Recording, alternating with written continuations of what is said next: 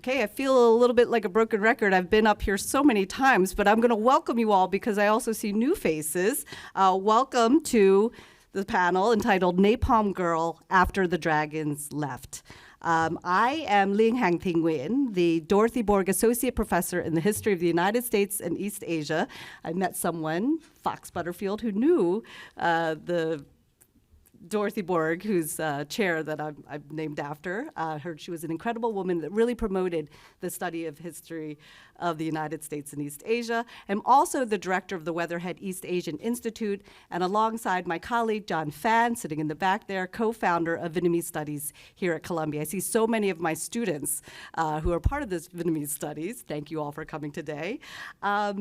And courtesy of the Mac Family Gift for Global Vietnamese Studies, we were really proud to host this panel as part of the larger Legacies of the Vietnam War Conference, which is really a marquee event for our institute now that it's in its 75th year. But my co-organizers and I, Professors Tony Bui and Hoàng Minh Vũ, we can't take all the credit. We'd also like to thank our co-sponsors, Columbia Journalism School, the Arnold A. Saltzman Institute of War and Peace Studies, SIPA Technology, Media and Communications, and the New York Southeast Asian Network. And most of all, I'm very thankful to my staff who really this could not have happened without them. But before we begin, I want to introduce our chair and moderator for the panel. His name is Tony Bui, and really he needs no introduction. Tony is a writer, director, producer, and currently serves as Weatherhead East Asian Institute's artist in residence here at Columbia, where he teaches in the School of the Arts graduate film program. His films include Yellow Lotus, 3 Seasons, Green Dragon, and Throwaways. His short film, Yellow Lotus, basically won several awards, including over 15 national and international festival prizes. His feature debut, I still remember when I saw it in my early 20s and it changed my life, 3 Seasons, Mamua, received the Grand Jury Prize, Audience Award, and Best Cinematography Award at the Sundance Film Festival. And it was actually premiered again at this year's Sundance in its 40th year, and the only film from a Vietnamese American artist about Vietnam. He is the recipient of the Humanitas Prize, is a graduate of the Sundance Institute's Screenwriting and Directing Labs. He's also served on the board of directors of Film Independent, and he served in this capacity for 7 years under Don Hudson, who is here today, as well as the Global Advisory Board of Fulbright University Vietnam. Now, while here at Columbia, Tony is developing a narrative feature film based on the devastating events that transpired in early June 1972 in Trang Bang, in Tây Ninh province, that captured in many ways the horrors of the Vietnam War in one single image. And this really serves as the impetus for our panel, Napalm Girl After the Dragons Left. Now, you all will help me pressure Mr. Tony Bui in giving me a small part in this upcoming feature film because he's resisting. And I think, I'm trying to establish my acting career here. Don Hudson, please take note. And I'm looking for some small parts. But without further ado, let me call Tony Bui, my partner, up here to moderate the panel.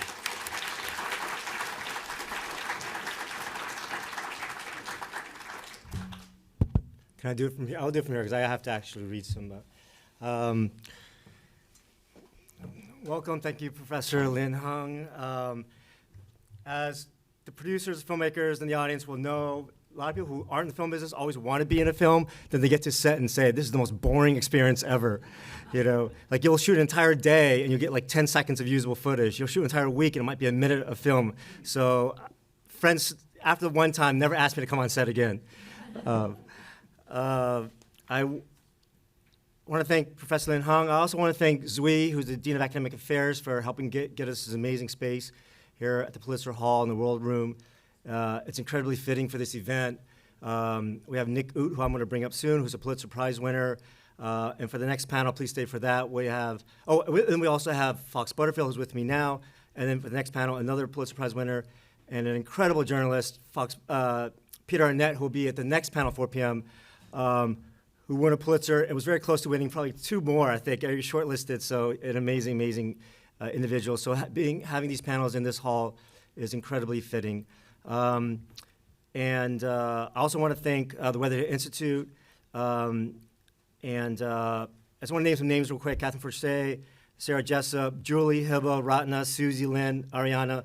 Oh, you guys are amazing. You guys make this all happen, and we couldn't do this without you, so thank you, all of you guys. I also just want to say real quick why we're doing this today. We're gathering the spirit of reflection, understanding, and dialogue brought together by an image that transcends time and geography, an image that has become a symbol of the horrors of war, but also the spirit of human resilience. The big question that a lot of people ask is, after 50 years, why does this photo still matter today? And in an era of instant communication and digital saturation, the Napalm Girl photo reminds us of the enduring power of a single image and this ability to stir conscience, to evoke empathy, and to inspire action. It's long believed that this photo was a catalyst in helping end the war. It was already in place, but the photo became sort of sort of moved everything along much quicker and brought sort of so much of the horrors that were going on in the Vietnam War at the time into people's homes in a way that, captured that horror in a way that other photos and it was just a written piece of newspaper article was unable to. So the photo, has been long believed to have helped end the war. And as a side note, President Nixon actually thought the photo was fake, and we know now because some of his tapes have been released, and there's this whole debate about it, and he believed it was fake, and he believed that cooking oil was poured on Kim Phuc, and obviously we know that's not true. I want to just say that the photo challenges us to reflect on the impact of war, the price of violence, and the resilience of the human spirit. This photograph does not merely document a moment in history, but continues to resonate as a call to humanity, urging us towards compassion and hopefully better understanding. And with that, I will now bring up our distinguished guest. First, I would like to bring up Kim Phuc Phan T, who is known around the world as the girl, the picture, and the Napalm Girl. And let's please invite her up to the stage. Thank you.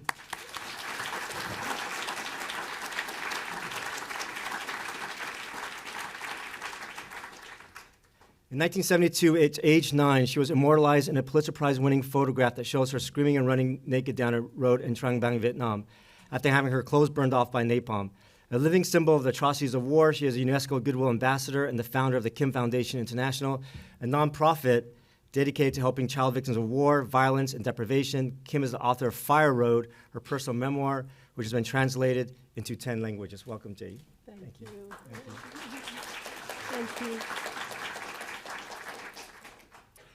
Well, next up, I'd like to invite up to the table Mr. Nick Oot, please. Thank you.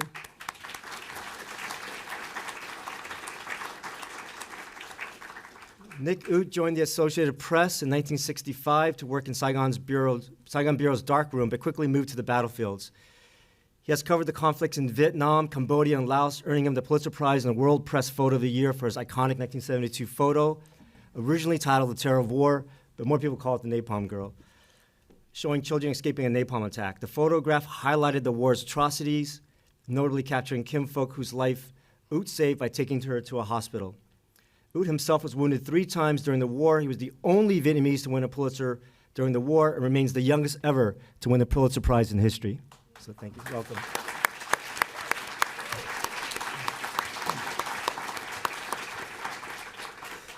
After 51 years of shooting photos for the Associated Press, Oot now has retired and focuses on documenting cultures in the natural world, sharing his work, and engaging in teaching, speaking, and exhibitions. Thank you.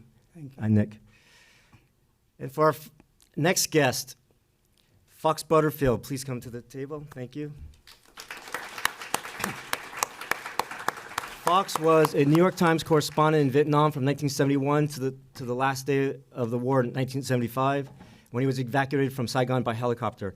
The reason he's here is because on June 8, 1972, he was also in Trang Bang, working for the New York Times, and also witnessed the tragic events that led to 9-year-old Kim Phuc running down the road after being hit by napalm.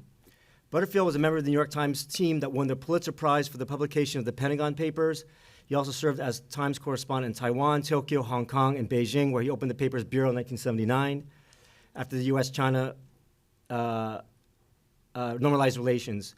A book Butterfield wrote about his experience in Beijing, China Alive in the Bitter Sea, won the National Book Award. Butterfield majored in Chinese history at Harvard, where he graduated summa cum laude.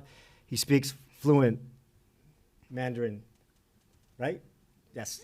He has written 2 other books, All God's Children, about Willie Basket, a black teenager in Harlem who murdered several men on the subway, repeating a pattern set by his father and grandfather.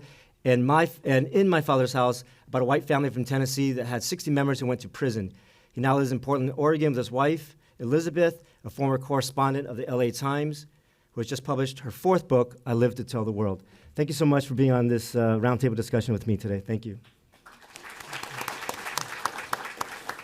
And thank you all for coming. I know some were at the luncheon earlier, so thank you for making the walk over. And we have a lot more students here, and I really appreciate you taking the time on a Friday to come for this really meaningful event.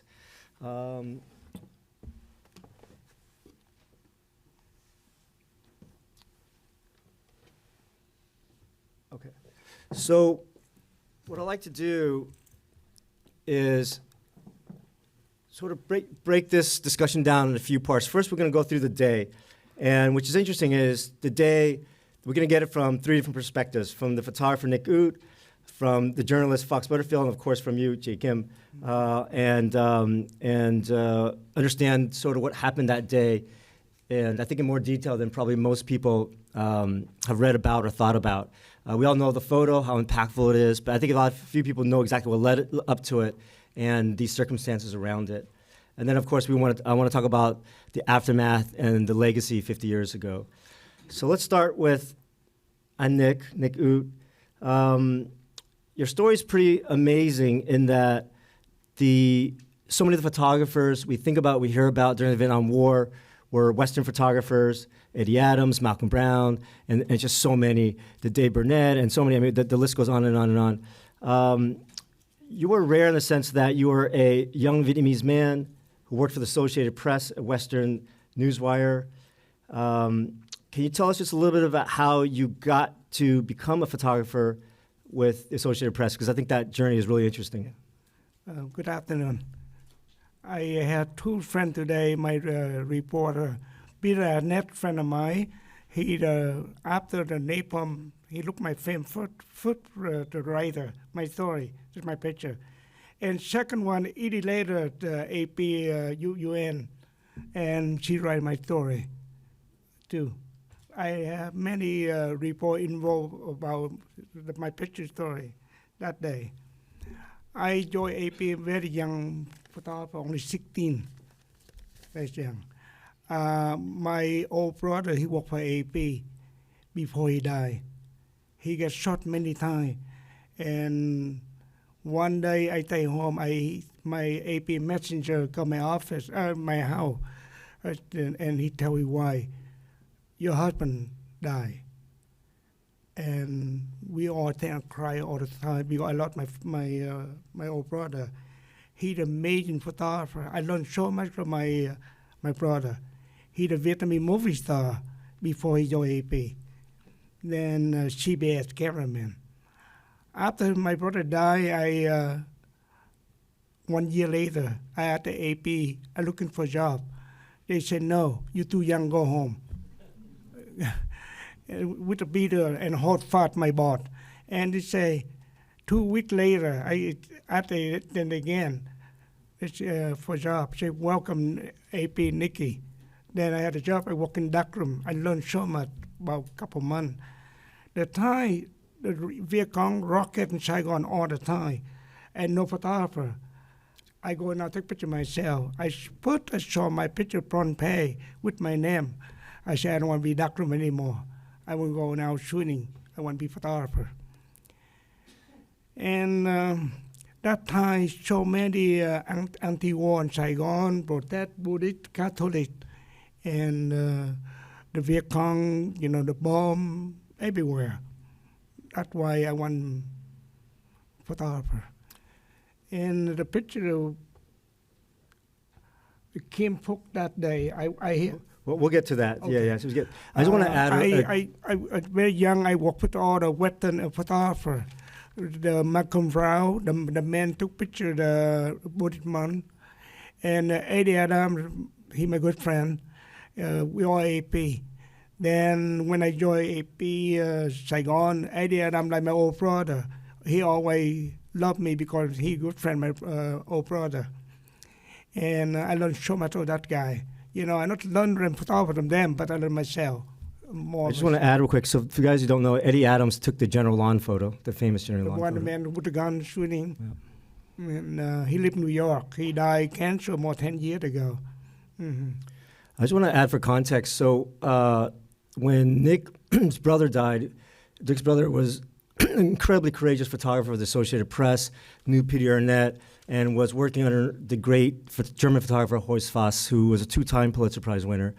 And when his brother taught Nick how to shoot photos and the love for camera by making Nick clean his camera, right? He would come from the battlefield, come home, make Nick clean it, and that's how Nick got his hands on a camera and knew all the different parts and the weight of it, because that's super important. I mean, I've held Nick's cameras, like they're heavy, you know, but you know, one of the most powerful moments is that his brother was killed in the battlefield, and you know, one of the things that when you're a photojournalist is that, you know, whenever there's a battle, when there's something going on, a lot of people run away from the battle. Photojournalists like Nick Gut have to actually run into the battle. So the mortality rate, unfortunately, was very high during the Vietnam War, and his brother did die in the middle of a battle. And Nick, inspired by his brother, wanted to basically take over that position and asked Horst Voss to be a photographer for the Associated Press. And Horst said no, and this line will stick with me forever. Horst said no and said to his mom that, I don't want to have the responsibility of having to call your mom and say a second son has died. Really. And so they kept him away and kept him in the darkroom for several years.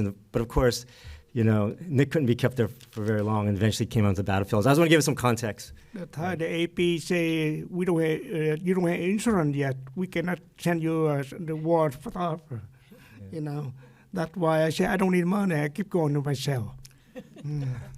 Anyway, my brother worked with Peter Arnett many years before he died. Yeah. Mm-hmm. I want to ask you, Nick, one more question. In terms of just, you know, when I was, you know, the more I hear your story, the more I think this is just really special and powerful. The idea of, you know, you are a young Vietnamese photographer working for a Western, you know, wire service, and you're around, of course, these incredible photographers you're learning from. But, you know, for these other photographers who are still sort of foreigner in a foreign land, shooting photos of people who are not like them, you're shooting photos, you know, really tragic photos of your own people. Can you tell us a little bit about what you felt and how you felt different as a photographer and what you had to offer that was different? You know, I from Vietnam. Most foreign photographers or journalists, they come to Vietnam, they want to be friends with me. They want to know what happened when they cover local. If right now I go to Ukraine, I will get along with the local photographers there or journalists there. 2 days ago, I had one, the former the Navy soldier. Yeah. They want to invite me Ukraine this week. I said, Vietnam many years ago, I can go, but I'm not an old man today. I can go to war. You know, I don't want different Vietnam.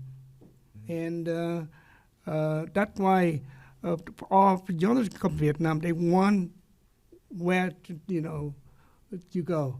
Then you have to ask the local people, like me, like so easy. That's why one day I have 4 photographers with me. We're driving to Cambodia, and we hit a landmine, big landmine for an anti-tank only. And the South Vietnamese soldiers say, you hit a landmine. I said, oh my God, because the landmine only for the tank only, not for small car, for Jeep. That's why we still alive, you know. Then I said, I never do that again. Because first day, we across the border, very early morning, no soldiers there. We want to take picture early. You know, when I was talking to you, you had mentioned something about the, you know, just to, again, give it some more context, you know, a lot of the early photographers during the Vietnam War were assigned to shoot a lot of the battlefields, but a lot of the Western papers covered a lot of the sort of American soldiers and what was going on from that point of view, because the plight of Americans were what was selling back home, and that's understandable. And something that you said to me, Nick, was interesting, was that you wanted to focus on the Vietnamese people and try to capture what was happening with them and their suffering, because they were the ones, even though they were suffering the most, were being the ones who were forgotten the most. I want to capture more American because the family want to see the picture. That's very important for me. I don't shoot much Vietnamese, you know, only American only. Oh, I thought you shot, okay. I thought, Yeah. But then you switched over and then you wanted to shoot more More Vietnamese later on, yeah. That's why every day I travel with a Marine or Army everywhere. Mhm. And I focus the people, not the dead body. I don't want to picture dead body, you know, in the soldier, something like that. Yeah. Mhm. Fox, I'm going to jump to you. I want, and we're going to lead up to the photo, but I just want to get an introduction, you know, sort of introduce you to the audience in terms of how did you get to Vietnam, and what was your and your first time in Vietnam, and how did you get involved in what would lead up to the photo? So the first time I went to Vietnam was actually quite early, in 1962. I graduated from college at Harvard a year before, and I'd been in Taiwan on a Fulbright fellowship studying Chinese. And I wanted to visit Vietnam because President Kennedy had started sending American advisors there. So I took a plane from Hong Kong to Saigon, and I was sitting next to a woman who was reading a Chinese language newspaper, which suggested that she spoke Chinese. So I started talking to her in Chinese, and she was surprised. And we ended up having a long conversation. And when we got to Saigon, she asked me if I would hold a package for her when we went through customs. Oh, sorry.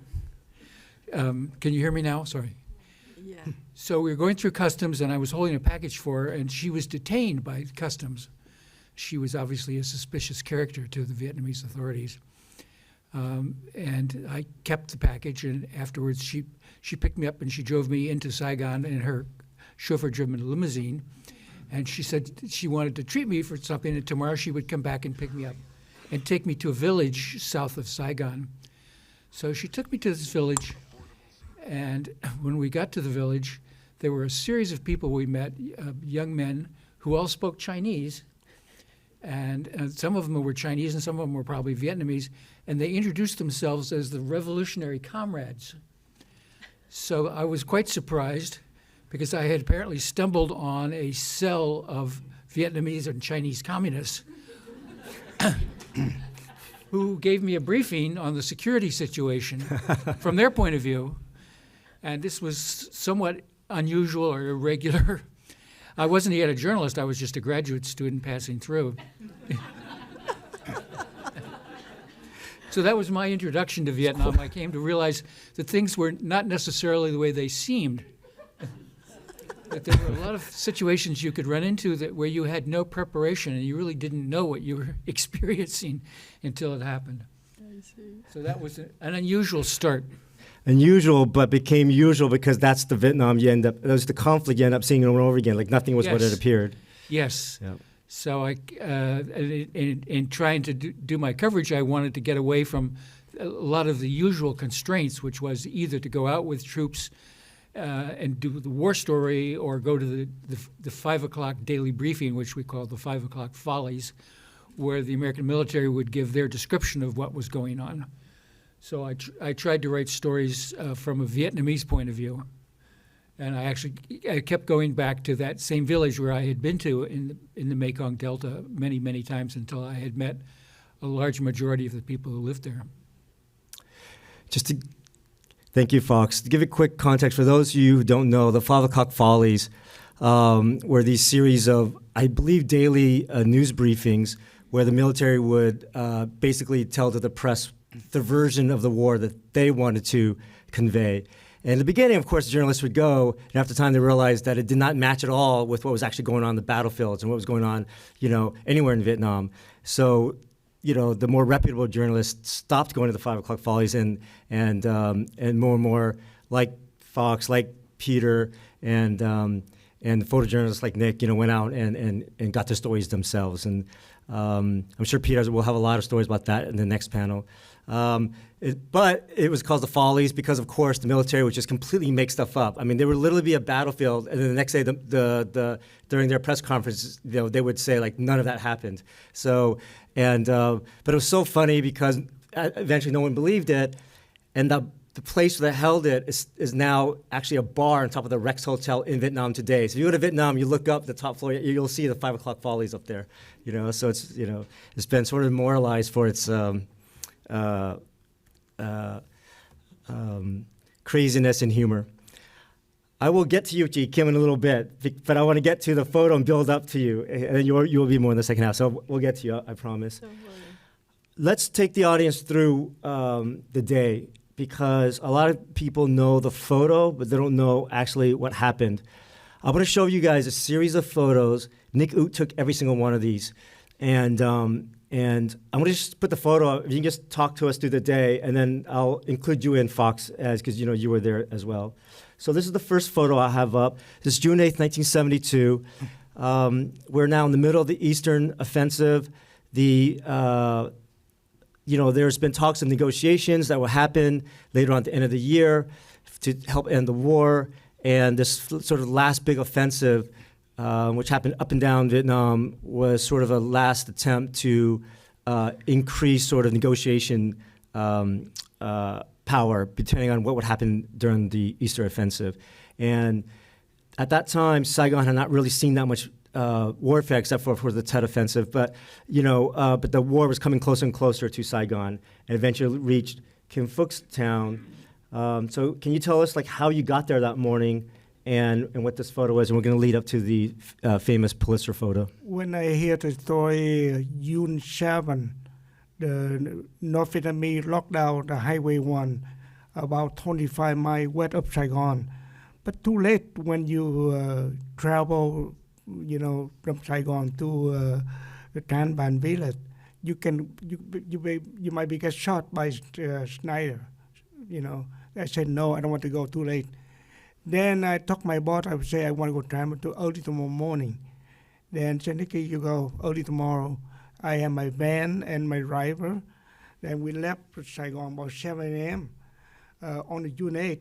And when we in Highway 1, about 200 yards from the pagoda, I saw 1,000 Vietnamese refugees at camp. They run everywhere. And all the morning, I'm a photographer. I want to take a picture of people running and the soldier attacked the village. And this one, the lot of airplane dropped a bomb in the Viet Cong and both sides. The rocket, the artillery, and the anti-aircraft, they shoot the airplane. The Viet Cong had a bunker outside pagoda near Kim House. That's why the South Vietnamese and American, the one dropped the bomb, destroyed the bunker. I need the pagoda. Then I took so many pictures, the bomb. I said, I don't want any more bomb. I want to follow the soldier. Maybe walk with them a half mile or 1 mile. And before I coming back to Highway 1, I don't want to take too long because the deadline, I want to move my picture maybe early to the Thai magazine, Newsweek or New York Times, the paper. Then I looked my watch before noon. I saw one Vietnamese soldier. He throws smoke grenade, and you see the yellow coming up. You hear 2 airplanes fly over. The first one, the A-37, they dive very low. They dropped 2 bombs, shaking the pagoda. Then 3 minutes later, as you see another one, the A-1 Skyrider. They lie very low. Same the picture of this airplane, but not the bomb. Then I hold my camera. I focus the bomb coming down. You can see 4 bombs coming down, and the bomb explosion fire. Then I don't Is it believe this any. photo here, Nick? No, not a picture. You mixed that one. Another picture. This before explosion. Okay. And I don't believe anyone because after the napalm, the fire, black and white smoke. And I said, maybe no people there. We only Viet Cong in the bunker only. Then I saw the people, first woman running. Then I know the more people there. And children. But just to backtrack, so this is the photo of the napalm initially dropping. Explosion. You Yes. see a lot of media So there. The early photos when he shot the photo of the canisters falling. This is what Nick shot when it hit and napalm, and the pagoda in the back is where Kim was hiding. He there with me, and after that I saw two people. Yeah, where are you, Fox? The tall one. Yeah, that's him. I've shrunk. And first I saw two people carry dead body, the children, and another one, They are my cousin. Those are 3 Kim's years old. cousins. Yeah, 3 years old and 9 months yeah, old. another woman, Kim grandmother, right? Right there, my yeah. She grandma. carried 3-year boy. Yeah, my grandma. Rehab my grandchild, My rehab uncle. grandchild. And she stopped a moment. I took one picture. He died right my camera, real boy. After the picture, I looked in the pagoda. I saw Kim running. I don't know her name beginning. I took a picture of her name. Yeah, give me one Funny. second, Nick. So it went from this photo because I'm trying to do it in order of the photos. Yeah. So Kim. Can you? So that's your uncle to the picture left. First before Kim Yes, come out. it's an So uncle. these are the photos that Nick took before Kim Phuc ran out in the famous photo. Another picture. Yeah, I'll get to the next one. Yeah, Nick. yeah. next So one. that's your uncle, Kim. Yeah, my uncle hold 9 months old. Yeah. They are brother. Yeah. That 3 years old and 9 months. Yeah. Yeah. That's my auntie. He died 9 later. months. 9 months. My cousin. Yeah. 9 months later, he died. No. So he- these were he so the was napalm 9 hit. months. Yeah, we were 9 months. And everyone was running out of the pagoda, which was a hiding spot. So these were people started coming out, and Yeah. about 1 or 2 more minutes, Kim will start running out. So these two were your aunt. These are they're both your aunts. Yes, this is my aunt. Okay. Uh, And these are your cousins. Yeah. No, my grandma carrying on 3 years old. That's my favorite cousin. I played with him before. Yeah. When she run mother carry your boy, she called happily run child, and the media are locking the highway 1. And when I took picture, the boy died 1 second on my camera. This is the photo you're talking about, right? With the boy who died. Yeah. Yeah. Then she run and she died a moment. I took a picture, but I still looked at pagoda. I saw Kim coming out. I said, "What happened to go no clothes?" I ran closer. I saw her arm burning, and then when she passed, her body burned, all the fire in the back. I said, "She will die." I took few pictures. I said, "I don't want any more picture. I really want to help Kim." I put all my camera gear. I put the water, try to help her. I said, "No, I don't want to put the water on my body." So this is a different photo. Nick didn't take this one, but that's Nick in the back right That's me there. in the background. I put the water her. That's after Kim. that. Yeah. Then after you don't see any more cameramen and the Vietnamese soldiers, they're all gone. Kim, all the children stand on the highway. I said, "I cannot leave. I don't want she die. I need to help her." That's why I picked Kim in my van first, and all her brothers jump into my car. That boy is my older brother. He's number 5. I'm number 6. He died too. Yeah. Yeah. I met him the last day. Then Kim called me one day, said, "Uncle Ut, my brother died." You know, remember? Then He passes away in 2004. Then then- after I put the Kim and the children in my car, I run to a hospital right away. I told my driver, "Go very fast. I don't want she die." She in my van, she screaming, I'm die, my brother." I'm so young. I'm worried about she die in my car. You know, I said, I need somebody to help her, only my driver. What I'm do? You know, if she die. That's why I tell my driver faster to the hospital. Then I open the door. I run inside the hospital right away. the Vietnamese nurse and doctor says, no, you have to take Kim and all the children to Saigon right away because we don't want to see her. I told 3 times, she said no. I so upset. I hold my media pad. I said, I work for social press. If she died, my picture front page everywhere tomorrow in the war. And they worried that to take her inside right away. You know, if I don't say that, they want we go Saigon to Kim. Can you, I want to jump to you, Ji Kim, and if you can tell us from your perspective, that day, how you ended up in the pagoda, and just the first images, the sound, the feel. A lot of people, I think that would be really interesting. And as you were running out, we always get it from the perspective of the photographer. If you can tell us a bit about from your own personal perspective, and when you knew to run out, and what you were seeing and thinking as you were running out. Wow. I never forget that day because I was 9 years old. I just turned 9. Maybe you know my birthday is April 6th, and it's June 8th I got burned. Okay, so with all my memory is well, our village very peaceful. No war happened. The Viet Cong always came at nighttime and they asked all the supply and they left. Never stay. But on that time in the June 1972, they have the big campaign they call Mùa hè đỏ lửa. It means like red hot summer, fire summer. The fire summer. So when the army from the north or Viet Cong, whatever, they came, so they're not leaving, but they stay. They wanted to stay in our house. And so my mom knew that will be war, right? And she asked them to let us to go somewhere more peaceful. The only thing my mom say that we have to go to the temple, the pagoda, because they thought it's a holy place that will be safe.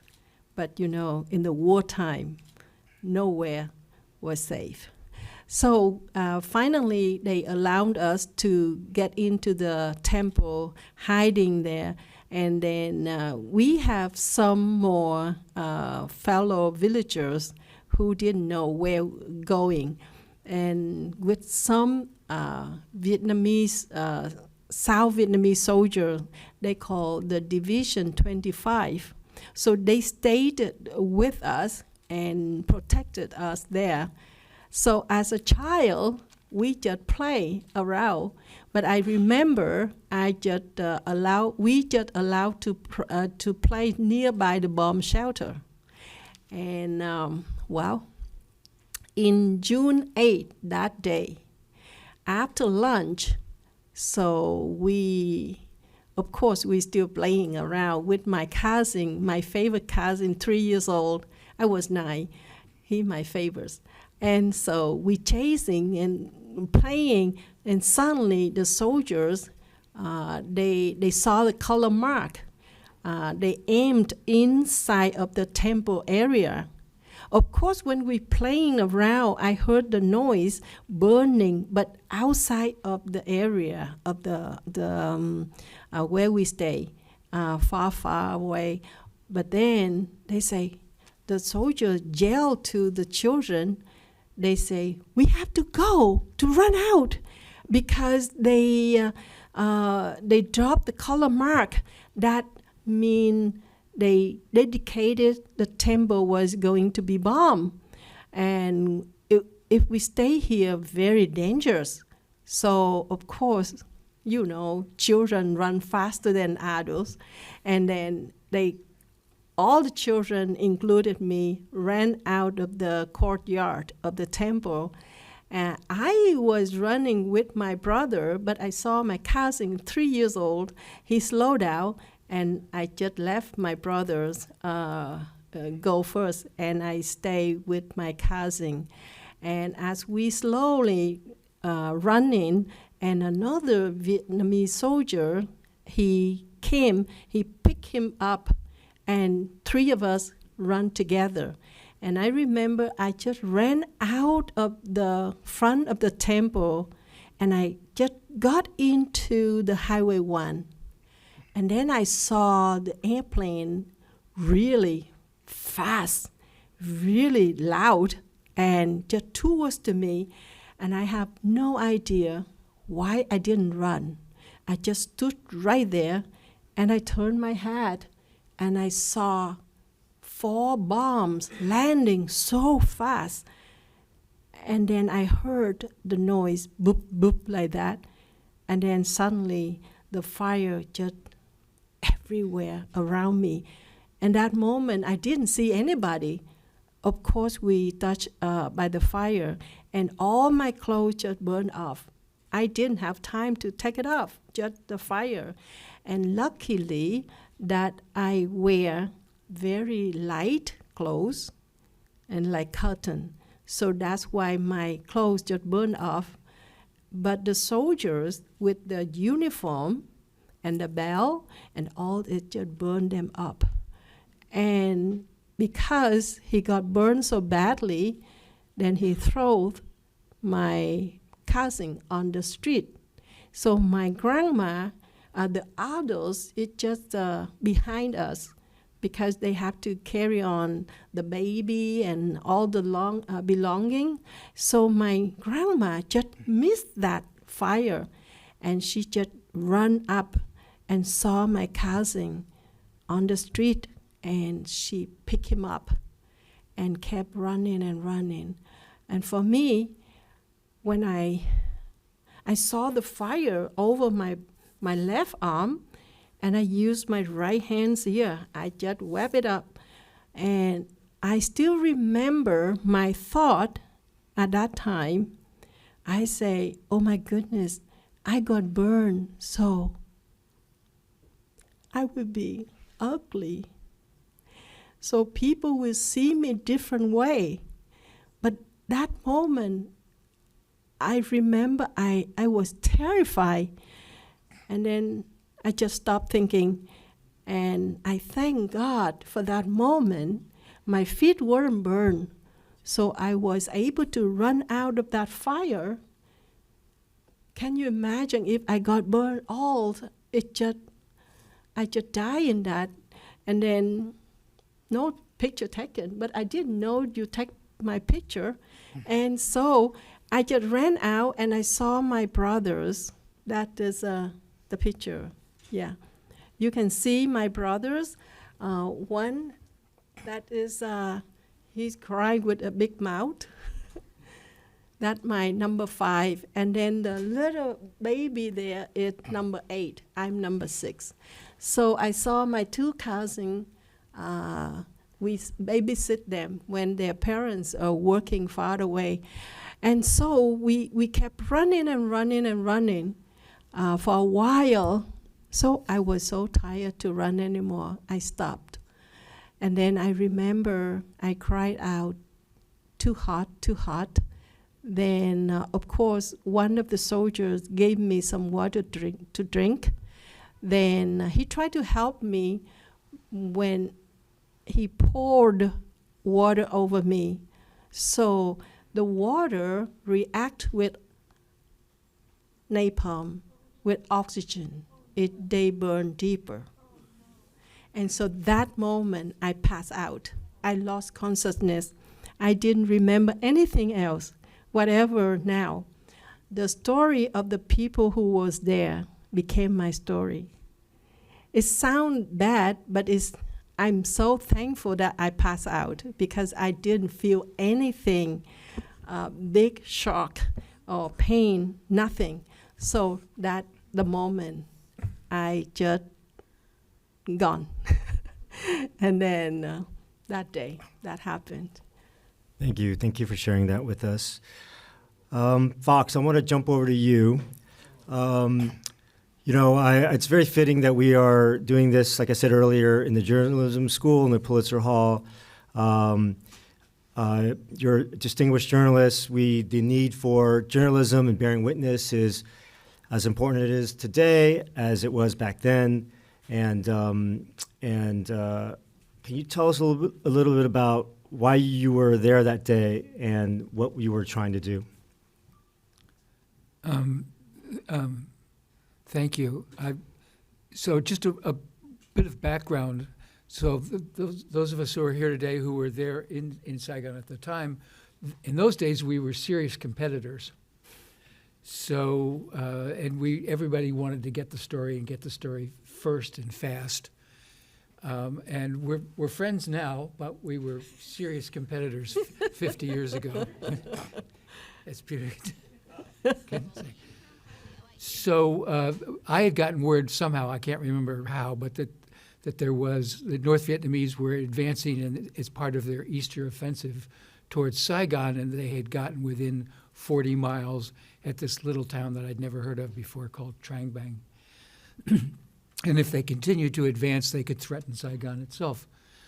So I drew the assignment to drive a New York Times car up there with a Vietnamese driver and to take a photographer who was an American, who's the guy on the right side there with the camera, who did not get the picture because he ran out of film at that point, and he was reloading his camera.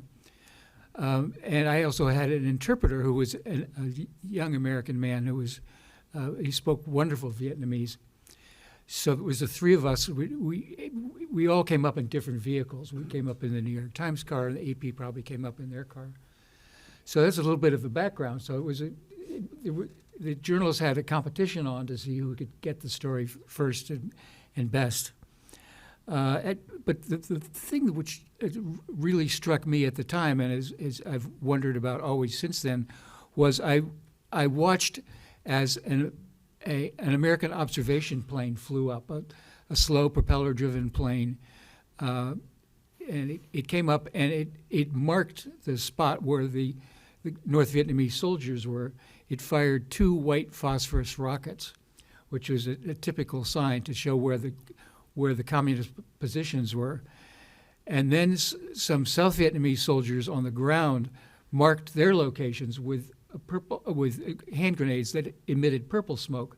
So you could see the white smoke here and the purple smoke from where the South Vietnamese positions were about 150 yards apart. And that was pretty typical. So it was a very clear sign to the planes that were about to come up, which were the fighter bombers, the A-37 Sky Raiders, an older propeller-driven plane. And the first one came up, dropped napalm, but it didn't drop them where the white smoke was. It dropped them where the South Vietnamese had marked their own positions at the temple and at a couple of the houses. And the first plane dropped the napalm, and the second plane came up very quickly and dropped high explosives, also in the wrong place, a good 150 yards apart, which certainly to those of us who were watching on the ground was a clear mistake. And in those days, we would talk about it being an example of a friendly fire accident. And there was never any real explanation as to what happened, except that the pilots flying those A-1 Sky Raiders were making a mistake. So that became critical because that was the napalm that landed in the pagoda was what got Kim Phuc. Yeah, thank you. You know, I don't know if you remember, when we first met, I asked you why this photo is important and it stood the test of time and why it was important back then. And in my mind, I thought it was important because, napalm dropped on this village. And you had said something, you're like, no, that's not why it was important. It was important because someone was finally there to capture it on photo, to someone to bear witness. Yes. Because this napalm was actually dropping on villages and dropping, throughout the country very often. It's just that no one was there to actually capture it. Most of the time that something like this would happen, there would not be any witnesses there. There were not journalists there. There were not journalists with still cameras or movie cameras capturing this on film for Yeah. everybody to see. So that turned what would have been a I shouldn't say commonplace, but it was the kind of thing that you would see from time to time in Vietnam. But Yeah. here now it was on film. Yeah, so the power of it is because it was finally captured. And that theme, I think, is just so powerful, the idea of bearing witness, and is still relevant today. So thank you for that. Fox also has the distinction of having the only diary notes of that day, handwritten diary notes. And so he has sort of every 15-minute interval of what happened little by little by little up into the bomb. And Fox is the only one who actually wrote those diary notes, so it's pretty amazing. And Fox sent it to us, and we photocopied it. I'm using it obviously for as research for the films. I'm doing a film about the events of this day, and we sent it back to Fox and almost lost the diary notes, and we're really freaking out about it. But we finally got it to him, and that would have been such a tragic travesty to history. But there it is. This is my notebook from the day. Wow. This is a Vietnamese school child's notebook. And one of the correspondent whose place I took, Gloria Emerson, who's a wonderful correspondent, she decided that this is what we should all carry. So she decreed that all New York Times correspondents would carry these little notebooks around because they would fit in a pocket. And I have it says, Napalm, Trang Bang, June 8th, 1972. Wow. And it goes through it, it's kind of minute by minute. So the moral of that story is, if any filmmaker asks you to send anything, do a photocopy. Send the photocopy. Don't send the original.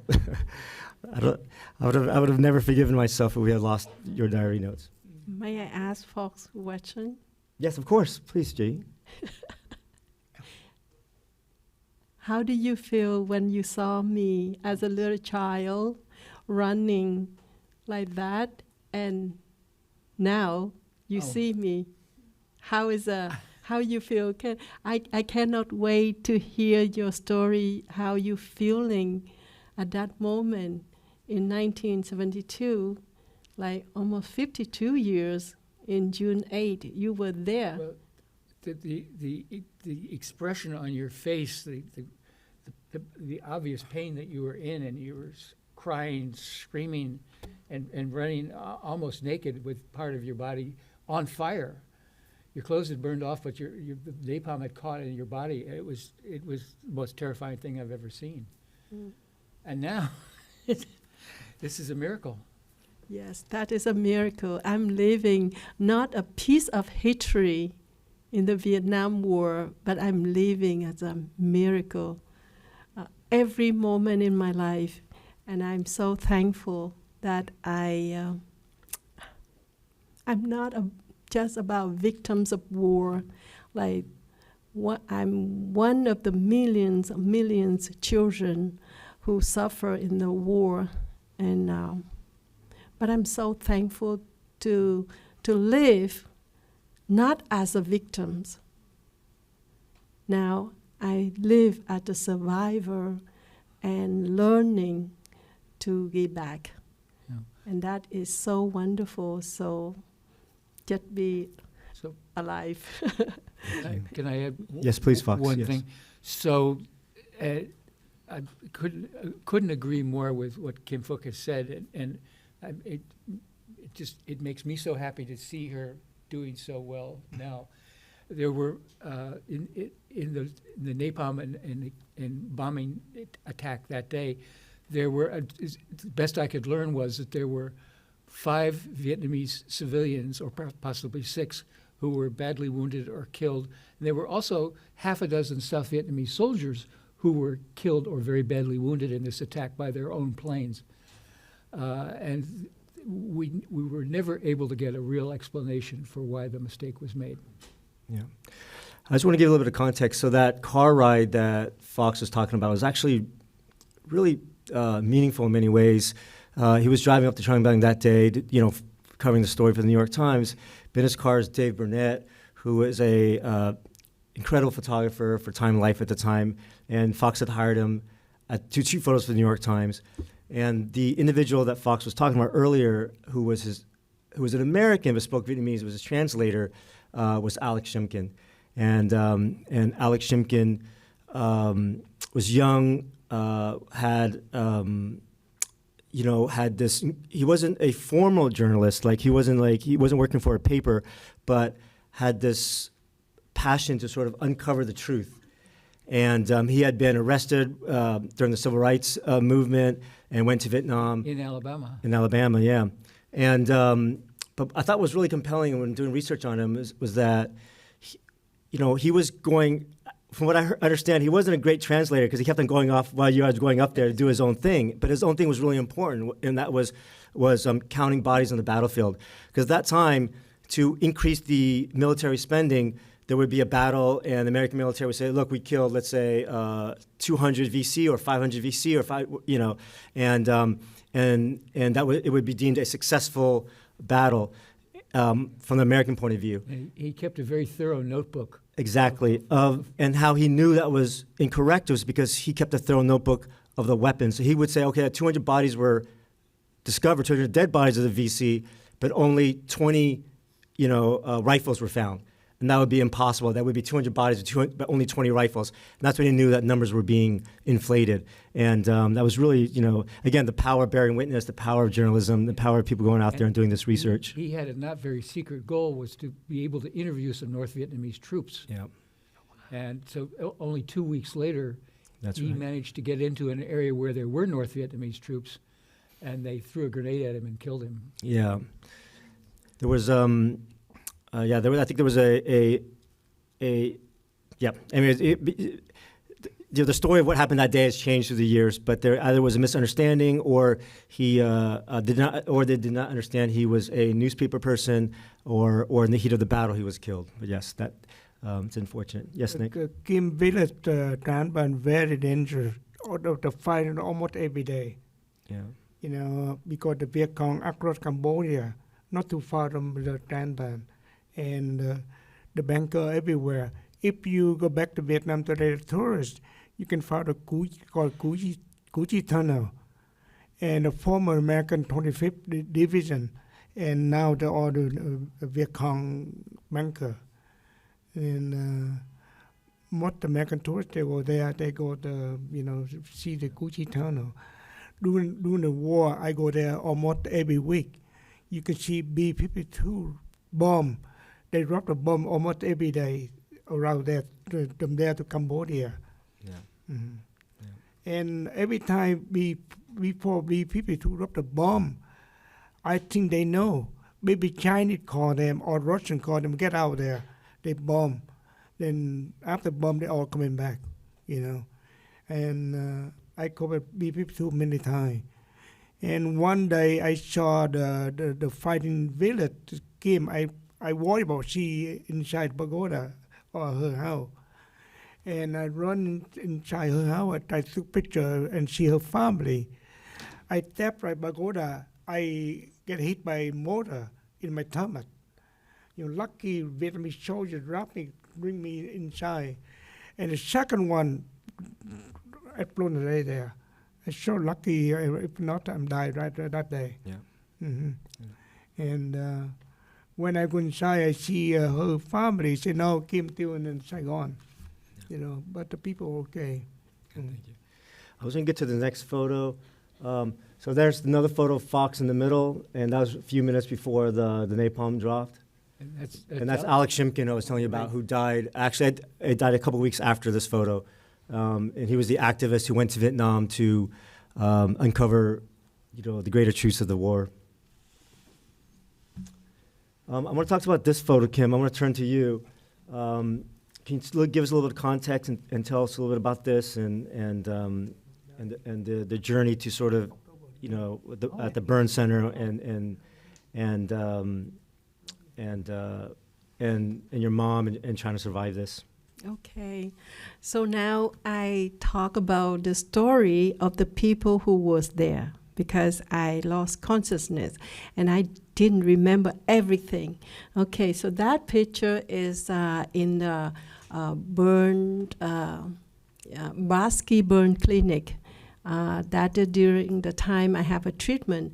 But then before that, the story from Uncle Oud that he brought me to the first clinic nearby my village, Kuchi. Then they bandaged me, everything. So, but I was so severely burned, so they moved me to the first children's hospital, where I just alone. And then, my mom and my brother, number 5, they were together. Actually, my family just divided everywhere to looking for me. And my mom ended up in the first children's hospital where I was. After 3 days searching, then she looked everywhere on the floor. She couldn't see me anywhere. So the only moment she saw the worker there, and she asked where I can find my girl. She just 9 years old and got burned. So he said, if you cannot find anywhere on the floor, the only one place that you can see her, find her. So he pointed the way is in the morgue. Yes, and then my brother ran faster than my mom. So he ran into that and he saw me there. And my mom say, your brother called me, Mommy, I see my sister here. And my mom get into that and she picked me up. Then she say that it's so stink because 3 days nobody care. And then they have no hope on me. They give up hope because and then they place me in the morgue. And the reason why, because during that time there were so many patients came from over the place to that hospital. So they have to focus on the patient who still hope. So they have a treatment. But for me, no more hope. And that's why my mom and my brother just carry on my body from the morgue to the entrance of the hospital. And right there, the miracle happened. My dad from another hospital just arrived. And then he saw a doctor who was his older friend. And they met each other at the same time. And he said, well, friend. And they recognized, and my father begged him for help. Please help my daughter who just got burned 3 days, but she not died yet. She's still alive, but bên Vietnamese say còn nước còn tát. It means like we still have water. We have to work on that, and so that means please help my daughter. So that doctor of my father friend make a call. And then the ambulance came and then moved me to the Basque Burn Clinic where I got treatment. And I stayed there. So 25 years later, I learned about my story from the doctor who was admitted me into the hospital. Wow. And then I learned that when the ambulance arrived, the head nurse, she didn't want to receive me, admit me in, because I am a newborn patient. And that place, they just treat the patient who are ready to have surgery.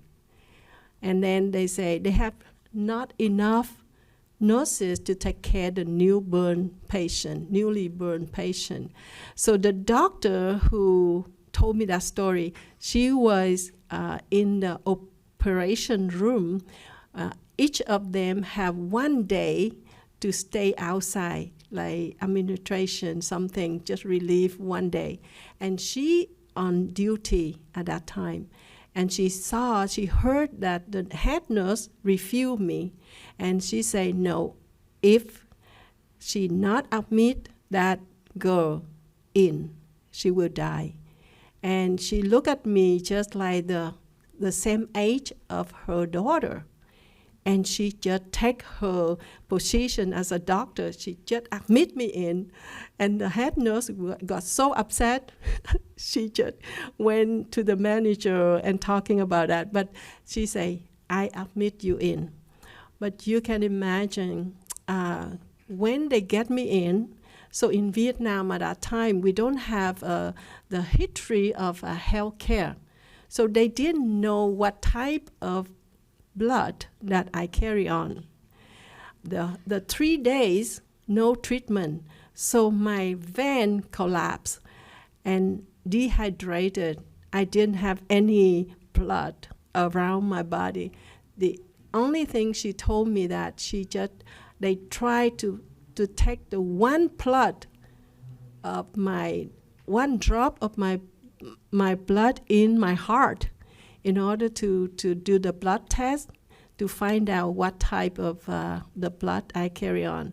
So when they did that, so they find out, and then they look, all the people were there to try who is the same my blood. Then my mom, they chose her, then took her blood. Then the doctor told me that the blood could move because just impossible. So that's why they cut my big vein in my feet just one time alive, And that she said that the moment when the blood moving in your body, everybody clap. That means you're safe. And that is the moment I survived. And then, of course, those stories, I didn't know anything until when they started with the treatment. I just hated it. My memory come back. Every morning, I wished it not. 8 o'clock, the nurses came and wake me up and put me in the burn bath. And wow, that is a terrible treatment. It's so painful. They have to put the ingredients in the burn bath and make my dead skin soft, and they cut all of my dead skin.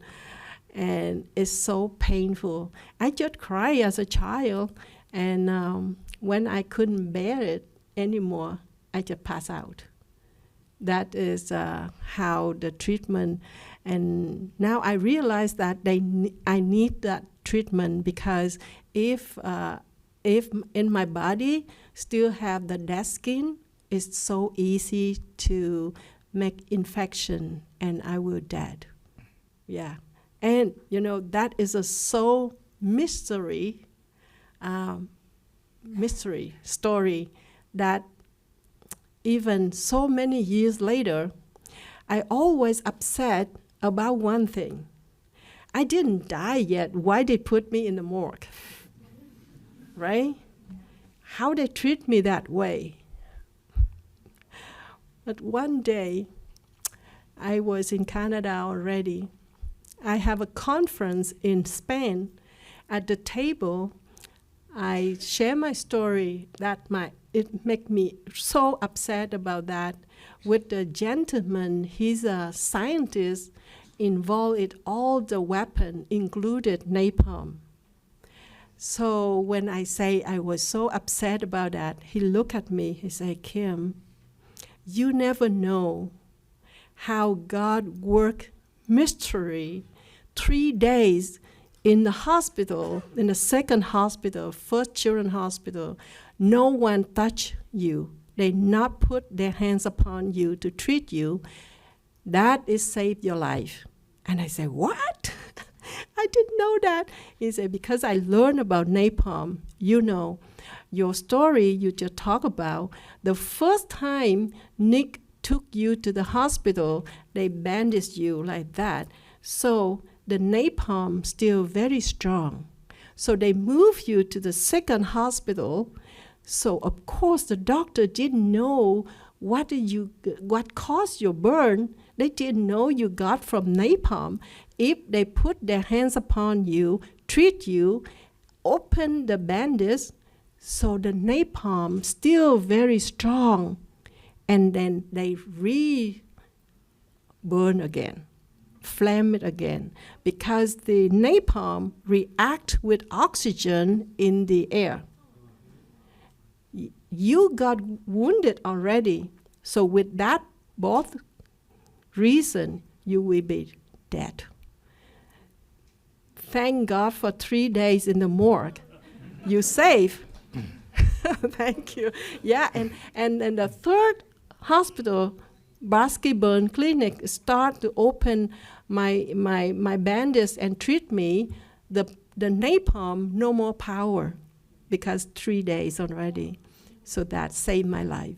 You can see that is, I'm sit here talking with you about what happened to me. It's just a miracle, like Phuc just say. So many times I should be dead, die, but I still alive. And I'm so thankful to be with you today. Thank you. Thank you. I want to, thank you, J. Kim. I want to end it with one more question for each of our guests, and then I'll open it up for some quick Q&A with the limited time we have left. I'll start with you, Phuc, and I'll come down and I'll let you end it, J. Kim. The question I have is, as a journalist, seasoned journalist, and having now over 50 years of reflection, why do you think the photo still has impact and still talked about and still interested today by so many people? It's an incredible question. I'm not sure there's an exact answer, but the experience of what happened to Kim Phuc seems to transcend politics and any of our other experiences, and something that she said to me really resonated with me, and that is that she wanted to study medicine. She wanted to become a doctor and to give back to the world based on what had happened to her. And she was having a hard time getting medical education in Vietnam. And there were lots of obstacles put in her way. And one of them was just physically, it was exhausting work given her her own situation. And she happened to have this is long after the communists took over South Vietnam, she happened to have a meeting with the Prime Minister of Vietnam, one of the senior leaders of the Communist Party, Phan Van Dong, who had a very interesting vision for the country, and he said to her, becoming a doctor may be too difficult for you because it requires a lot of physical activity, it requires inner strength, and you may not have it. What you should do is study English. And to have the Prime Minister of your country tell you that you should be studying English and not medicine, somehow she got into study English, and look what's happened. Thank you. But so whether you were a communist or non-communist Vietnamese, whether you were American, the experience of what happened to Kim Phuc simply transcends all of our experience. Yep. Nick, for your last question, I would just like to ask you, we live in such a different age now. Back then, photo was shot on film. You had to go through the process of developing it. We weren't, there weren't photos around. People didn't have, camera phones that could take photos at any moment. So, so a photo like yours capturing the moment, was so impactful and so haunting. Do you think a photo today can have the same power as your photo did back in 1972? I remember when I took the picture, I shot a picture, very important photo, because I go to war. I see it happen every day, the fighting, the soldier or the under army, any people. I said that picture not important. When the poor napalm coming down, I saw Kim and all the children running. I said that's a picture, more powerful photo. And when I come back to AP, I have a Japanese develop all my film and bring my film. Jackson, he called Peter Annette right away. Peter Annette come look at my film. Then he went right story. After the picture transmitting photo everywhere in the world, they use photo. In New York, they call back to Saigon. They say we want send photographer and two photographers there. And me and my boss, Hot Fat, and Peter.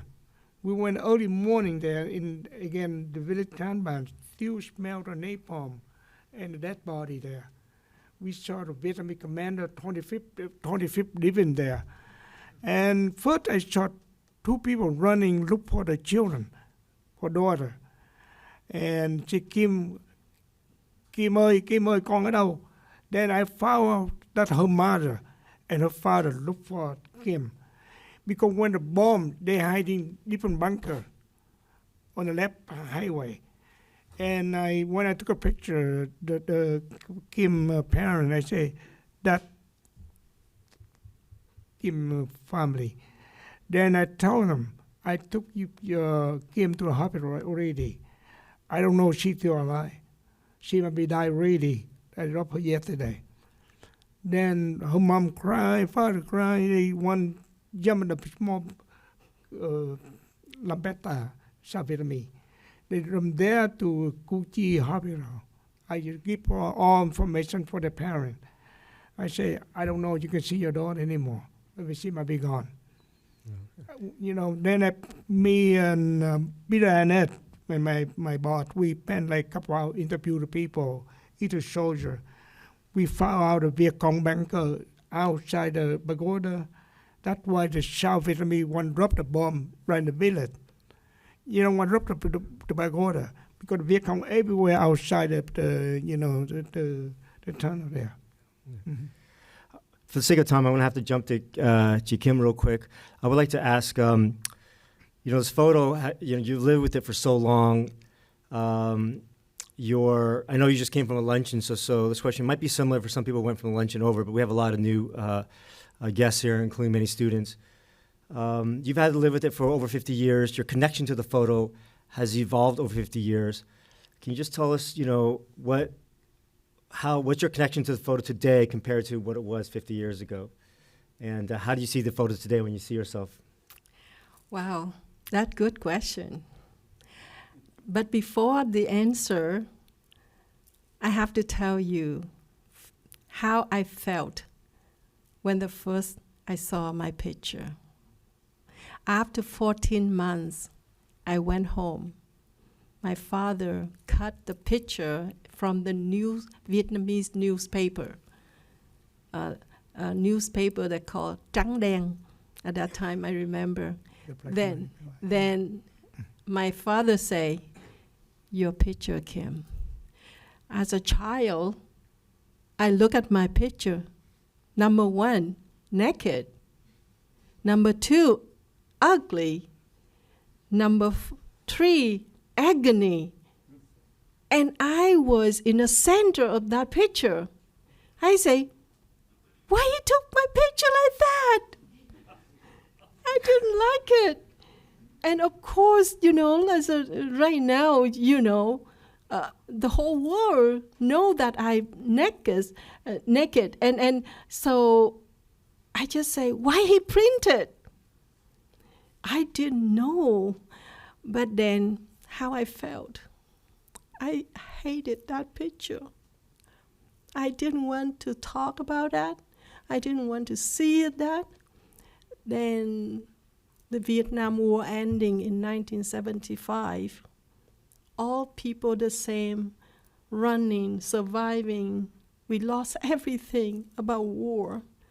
We have how much we had before that moment. We lost everything. Okay, so very difficult to live. But we have to survive. Somebody asked me, how you can survive? And I say, I have the same question. How we can survive? But that is a life. Okay. So all the long story, I have to fight with the pain, with the trauma, with the nightmare, with all that I share already. Finally, I have freedom in Canada. The first time I was in Canada with my dream,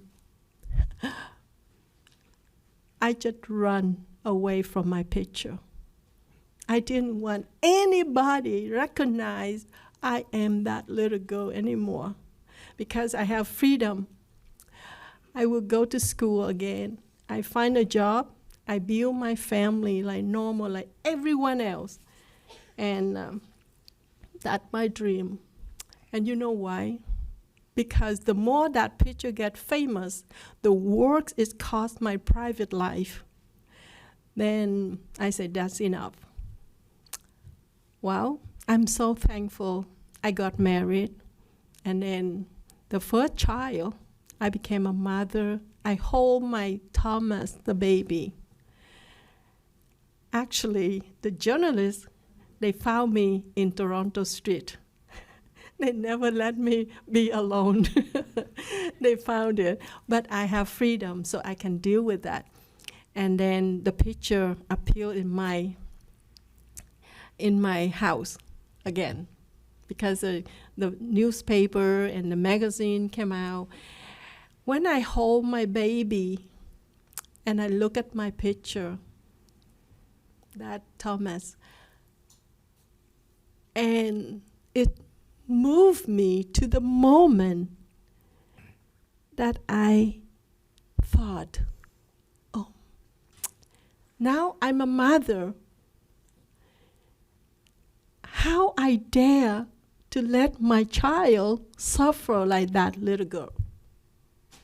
That moment just moved me to the point I have to embrace that picture. I look at that picture, I have to do something to protect my child and all the children around the world. I have to sacrifice, not run away, but go back to work with it for peace. That I have to do. And so the movement, the thought, I say, okay, now, Kim, you have to accept it the way Nick took my picture that way. And that is really, from that moment, I just consider that picture became the powerful gift for me to work for peace, to make this place much better place for children by education. That's why I dedicated my life to tell people how horrible of war. But I'm not stopped right there. I have to tell people around the world that how beautiful world can be if everyone can learn to live with love, with hope and forgiveness. Believe me, if everyone can learn to live like that, we don't need war at all. Do you agree with me? If everyone to live like that. So the challenges for everyone is, if that little girl in that picture, she can do that. So everyone can do it. It's just simple, be a blessing. And you can change your own life and the community, family, and nation and around the world. That is my message. Changed my life. And so the picture of Uncle Ut, it is really, finally, I'm thankful every day in my life that I can do something to help, especially for children who are victims of war or violence or underprivileged around the world. So now I realize that my own life, my present, I give all the people who suffer with different tragedy, I give them hope. That's how I am here. And I'm so thankful, Uncle Ut, you saved my life, you took my picture. Even I hate you so long. Thank you so much. That was Thank just you. incredible. We're going to end it there. We're out of time. Thank you for your amazing message. I just want to thank, again, Fox Butterfield, Nick Oot, and Kim Phuc for coming to Columbia. It's incredibly generous of you guys to come and share your stories with us. And I know I deeply appreciate it. And thank you on behalf of Columbia, Weatherhead, and Professor Lin Hung. Thank you so much for being here with us. We don't have time for Q&A, but Kim has graciously agreed to stay a little bit behind if you guys want to talk to her, or Nick, or Fox. And please stay for the next panel, because Fox will be on the next panel. But we have the amazing Peter Arnett and Edie Letter, who's somewhere around here. She will be speaking as well, and that will focus on journalism during the war. And that's going to be a very powerful panel. So thank you very much. Thank you. Mark, one question. No, come up.